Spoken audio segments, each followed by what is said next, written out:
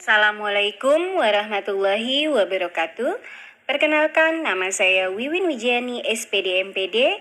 Saya guru penggerak angkatan ke-7 dari SMA 1 Lewi Sadeng, Kabupaten Bogor. Sebelum saya mempelajari pemikiran Ki Hajar Dewantara pada modul 1.1, saya percaya bahwa apa yang saya lakukan dalam kegiatan belajar mengajar di kelas maupun di luar kelas merupakan tindakan yang sudah tepat. Sebagai contoh, saya sering menerapkan peraturan yang cukup ketat ketika mempelajari salah satu materi pembelajaran saya. Artinya memaksakan kodrat anak dalam mempelajari materi pelajaran saya.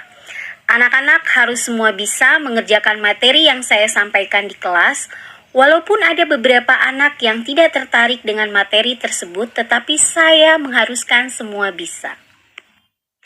Saya dalam pembelajaran masih merasa bahwa saya sebagai satu-satunya sumber belajar bagi siswa. Sehingga sebagai guru saya mendominasi pembelajaran. Hasil belajar hanya diukur pada hasil kognitif dan selalu memberi hukuman sebagai efek jera. Setelah saya mempelajari pemikiran-pemikiran Ki Hajar Dewantara, saya mulai menyadari bahwa anak memiliki kodrat alam dan kodrat zaman. Sehingga secara perlahan saya rubah model pembelajaran yang biasa saya lakukan menjadi model pembelajaran yang menyenangkan dan pembelajaran yang berpihak pada siswa. Setelah saya mempelajari modul 1.1, saya menyadari bahwa saya sebagai guru bukan satu-satunya sumber belajar di kelas. Pembelajaran pun berubah menjadi siswa sebagai pusat belajar, student center, serta menghargai setiap proses pembelajaran yang dilalui oleh siswa. Selain itu, saya mulai belajar memahami setiap tingkah laku siswa sebagai keunikan, kekhasan dari setiap siswa.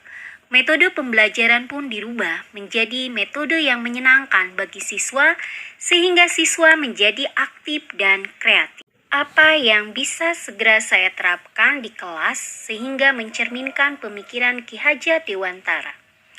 Hal yang dapat saya terapkan adalah mengubah pola pembelajaran menjadi berpusat pada siswa dengan menerapkan pemikiran dan filosofi pemikiran Ki Hajar Dewantara dengan sistem Among.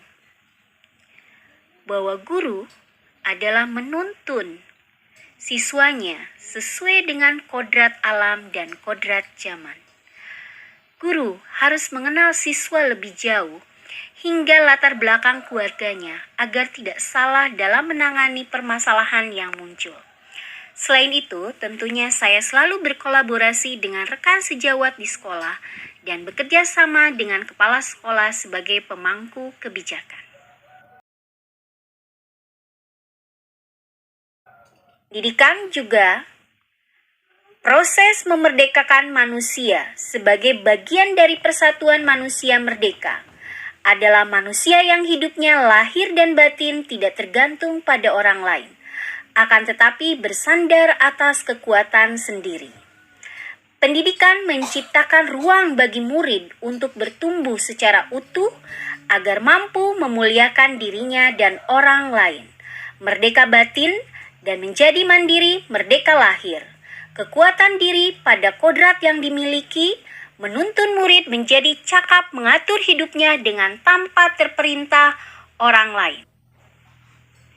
Ki Hajar Dewantara menjelaskan bahwa pendidikan yaitu menuntun segala kodrat yang ada pada anak-anak agar mereka dapat mencapai keselamatan dan kebahagiaan setinggi-tingginya, baik sebagai manusia maupun sebagai anggota masyarakat. Oleh karena itu, pendidik hanya dapat menuntun tumbuh dan hidupnya kekuatan kodrat yang ada pada anak-anak agar dapat memperbaiki lakunya, bukan dasarnya, hidup dan tumbuhnya kekuatan kodrat anak.